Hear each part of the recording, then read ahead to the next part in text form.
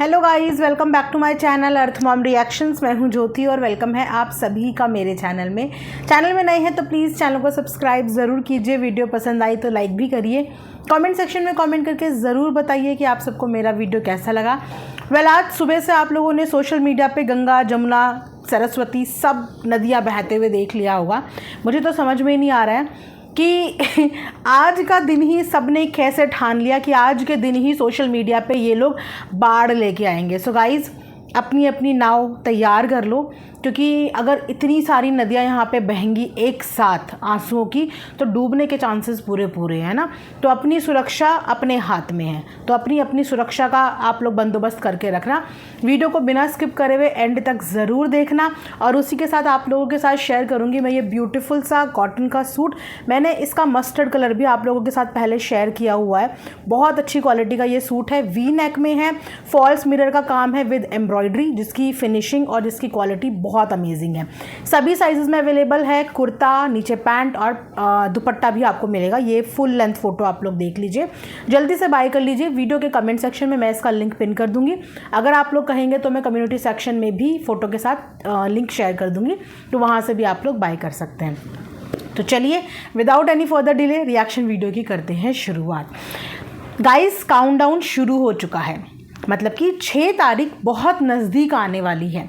6 तारीख को नज़दीक आता देखकर एक अलग ही किस्म का माहौल क्रिएट करा जा रहा है। मेरा मानना यह है कि फंक्शन चाहे इस बेटे का हो, चाहे उस बेटे का हो, चाहे बेटी का हो, चाहे बेटी की बेटी का हो, चाहे बेटे के बेटे का हो, फंक्शन तो अपने परिवार का ही होता है ना। और जब परिवार का कोई फंक्शन होता है तो उसमें फैमिली वाले अगर नाराज़ भी हैं, नहीं आना भी चाह रहे हैं, तो कम से कम उस फंक्शन को ख़राब करने की कोशिश नहीं करते, उस फंक्शन में मनुष्य डालने की कोशिश नहीं करते। लेकिन मैं देख रही हूँ कि हर बार बेमतलब का इतना ज़्यादा मेलोड्रामा हो रहा है। वो भी क्यों? क्योंकि अगले 5 दिन के बाद इनकी बिटिया का फंक्शन है, इनके घर की सबसे छोटी बिटिया रानी का फंक्शन है। जिस फंक्शन के लिए पहले तो सब लोगों को बहुत एक्साइटेड होना चाहिए था, सब लोगों को बहुत खुश होना चाहिए था, क्योंकि बेसिकली इन लोगों को अपने छोटे राजकुमार से यही तो दिक्कत थी कि वो अपने दम पे कुछ करे, अपने दम पे कुछ करो, है ना, अपनी मेहनत से कुछ करो, कुछ करके दिखाओ अपने दम पे। तो कर तो रहा है अपने दम पे, अपनी बच्ची का पहला फंक्शन वो कर रहा है ऑर्गेनाइज। तो इस बात का तो इन लोगों को प्राउड होना चाहिए, क्योंकि यही ताने मार मार के तो इतनी सी बात का इतना बड़ा बतंगड़ बन गया। और अब जिस दिन से उसकी बेटी इस दुनिया में आई है, अपनी बीवी का खर्चा, अपनी बच्ची के सारा खर्चा, राशन पानी में पूरी मदद, मेड को पैसे देना, वो हर चीज़ में अपना योगदान धीरे धीरे करने तो लगा है। और अब उसके हिसाब से तो ये एक बहुत बड़ा फंक्शन है, और इस फंक्शन को भी अरेंज करने के लिए वो अकेले ही इनविटेशन कार्ड लेके दौड़ रहा है, लोगों को इनवाइट कर रहा है, अरेंजमेंट्स कर रहा है, अपने दम पे कर रहा है ना। तो इस बात की तो इन लोगों को खुशी और प्राउड दोनों एक साथ होना चाहिए। लेकिन ना तो खुशी है ना प्राउड है, लेकिन रोना सबको आ रहा है, रोना सबको। और सुबह से ही ये कंटेंट परोस के रख दिया है। आप जानते ही हैं कि किसने, वो कंटेंट परोसते हैं और बाकी के फैमिली मेम्बर्स उस कंटेंट को फॉलो करते हैं। यहाँ पे यही रीत चली आ रही है।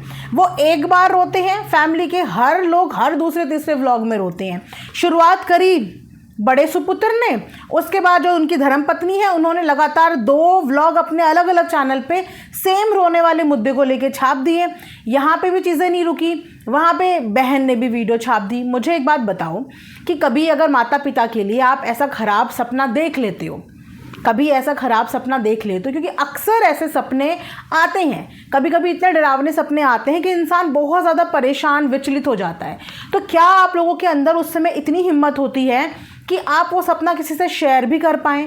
क्योंकि ये इतने डरावने सपने होते हैं कि हमें ऐसा लगता है कि हम अपने मुंह से भी इन सपनों को दोहराएं ना, क्योंकि आप जितनी बार ये बातें अपने मुंह से बोलते हो, आपको पता है ना कि सरस्वती माँ कभी भी आपकी ज़ुबान में विराजमान होती है। और हमेशा चीज़ों को पॉजिटिव ही अपने मुंह से बोलना चाहिए, मैनिफेस्ट किसी भी चीज़ को नहीं करना चाहिए। लेकिन किसी एक पर्टिकुलर सपने को बार बार दोहराना, भैया ये कहाँ का नियम है? ये कहाँ का है? मतलब इंसान एक ही बार अपने पार्टनर को तक बताने में घबराता है। कभी अगर ऐसे सपने आ जाएं तो अपने लाइफ पार्टनर को तक बताने में इंसान घबराता है। बकायदा यहाँ तो वीडियो रिकॉर्ड हो रही है। जब पति रोता है तो पत्नी बैठ के वीडियो रिकॉर्ड करती है, और जब पत्नी रोती है तो पति बैठ के वीडियो रिकॉर्ड करता है। अपने इमोशंस अंधाधुन बेच रहे हैं कंटेंट बना बना के। चलो, यहाँ तो मम्मी के एक खबर पति ने दे दी, उसके बाद उसी खबर को रिज्यूम करते हुए बीवी ने पहले एक चैनल पे डाला, फिर दूसरे चैनल पे डाला। मतलब और कितनी बार इस सपने को रिपीटेटिव मोड पे रिपीट करके बेचना है सोशल मीडिया पे, कितनी बार? सबको पता है, ये यूनिवर्सल ट्रूथ है कि जो इस दुनिया में आया है वो इस दुनिया से जाएगा, ये सबको पता है। लेकिन क्या ये सही वक्त है ये सब चीज़ें डिस्कस करने का, ये सब चीज़ें परोसने का? और एक इंसान ने अगर अपना बता दिया, जिसको आया उसने अपना बता दिया, बाकी के लोग उस ट्रेंड को ऐसे फॉलो करते हैं कि अगर ये ट्रेंड इस समय निकल गया तो बाद में इस ट्रेंड पे व्यूज़ नहीं आएंगे, तो झटके से इस ट्रेंड को अभी फॉलो करो और इस पर अभी व्यूज़ ले लो, बाद का कुछ अता पता लापता हो जाने वाला है। मतलब ये सोच के मुझे बड़ी हैरानी होती है कि जब माता पिता के लिए इतने सेंसिटिव सपने आप देख लो तो उस सपने को आप लोग मोनेटाइज और बेच कैसे देते हो, जहाँ पे आप साक्षात ये देख रहे हो कि माता पिता आपसे अलग, मतलब ये दुनिया छोड़ के जा रहे हैं। आप इस सपने को बोल भी देते हो और इस सपने को आप बेच भी देते हो। धन्य है भैया, ऐसे तो बच्चे धन्य हैं, है ना। तो यहाँ पे एक तरफ छोटी बच्चे के फंक्शन की तैयारियाँ चल रही हैं, दूसरी तरफ एक के बाद एक का रोना धोना चल रहा है। बेसिकली देखा जाए तो साम दाम दंड भेद, ये सारी नीति अपना के किसी भी तरीके से इस पूरे के पूरे फंक्शन को साफ पता चल रहा है कि खराब करने की एड़ी चोटी का जोर लगाया जा रहा है। पहले कंट्रोवर्सी करने का आगाज़ किया गया जब सामने से छोटे राजकुमार ने बोल दिया कि मैं अभी कोई जवाब नहीं दूंगा, एक एक चीज़ का जवाब दूंगा। जो जो हरकतें इस समय पे ये लोग कर रहे हैं डायरेक्टली इनडायरेक्टली, उन सब चीज़ों का जवाब दूंगा, लेकिन फंक्शन ख़त्म होने के बाद अभी मैं किसी चीज़ का जवाब नहीं दूंगा। वहाँ से कुछ नहीं हुआ। उसके बाद दोबारा कोशिश की गई, किस चीज़ के लिए? गेस्ट्स को रोकने की, और ये हुआ भी। उसने जो गेस्ट लिस्ट तैयार की आज की डेट में उसे पता ही नहीं चल पा रहा है कि वो खाना कितना बनाए, क्योंकि पहले जिन गेस्ट ने आने से हाँ किया उन्होंने बाद में आउट ऑफ प्रेशर या आउट ऑफ अपने रिलेशनशिप उसको बैकआउट भी कर दिया। तो उसको एग्जैक्टली पता ही नहीं चल रहा है कि वो कितने खाना ऑर्डर करे, कितनी प्लेट्स वो ऑर्डर करे, क्योंकि वहाँ पे गेस्ट के ऊपर तक इनडायरेक्टली प्रेशर बना दिया गया। जब इतनी भी चीज़ से मन नहीं भरा तो अब माता पिता का कार्ड खेला गया। मैं सिर्फ इतना बोलना चाहूँगी, दुनिया में कौन सा बच्चा है जिसको अपने माता पिता से प्यार नहीं होता? क्या जो बच्चे सिर्फ रोते हैं माता पिता से, सिर्फ उनको ही माता पिता से प्यार होता है क्योंकि वो रो रहे हैं, क्योंकि उनके आंसू निकल रहे हैं? और जो बच्चा रोता नहीं है उसको अपने माता पिता से प्यार नहीं होता? आज क्योंकि छोटा राजकुमार अपने बच्ची के फंक्शन के लिए बिजी है, अपनी बच्ची की फंक्शन की अकेले तैयारियां कर रहा है सारी, है ना। यही ये लोग चाहते थे ना कि वो सेल्फ इंडिपेंडेंट बने, तो अब वो बन रहा है।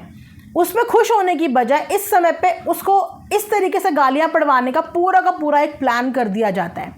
यहाँ पे एक सपने में देखा हुआ सपना, उस चीज़ के लिए सब इमोशनल हो गए।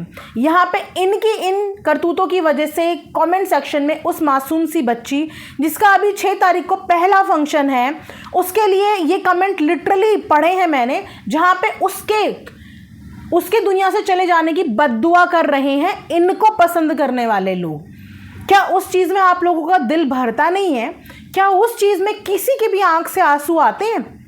क्या इस चीज़ के लिए आप किसी को भी कड़े शब्दों में ये बोलते हो कि वो भी हमारे परिवार का हिस्सा है? उस बच्ची को क्या पता, वो तो भगवान का रूप है। आप लोगों की हिम्मत कैसे हो रही है उसको बद्दुआ देने की? एक सपने ने सबको रुला दिया कि आज माता पिता हैं, कल नहीं रहेंगे। जो बच्ची इतनी मन्नतों के बाद इस घर में आई है, जिस बच्ची ने बेसिकली इस घर का कलंक हटाया है अकॉर्डिंग टू माता जी, आज उसी बच्ची के इस दुनिया से जाने के लिए लोग बद्दुआ दे रहे हैं। आज की बात कर रही हूँ। उसके लिए इसका स्टैंड, उसके लिए इस परिवार का स्टैंड, मतलब परिवार में जिंदगी भी पैसों पे और कंटेंट पे आधारित है कि इसकी ज़िंदगी के लिए आंसू बहेंगे, लेकिन बाकी किसी की ज़िंदगी के लिए लोग बद्दुआ दें या कुछ भी बोलें, उनके लिए हमारी आंखों से आंसू नहीं बहेंगे। ये कैसा, मतलब मैं समझ नहीं पाती, ये कैसे नियम कानून है इन लोगों के। कि इमोशन भी सेलेक्टिव लोगों के लिए है।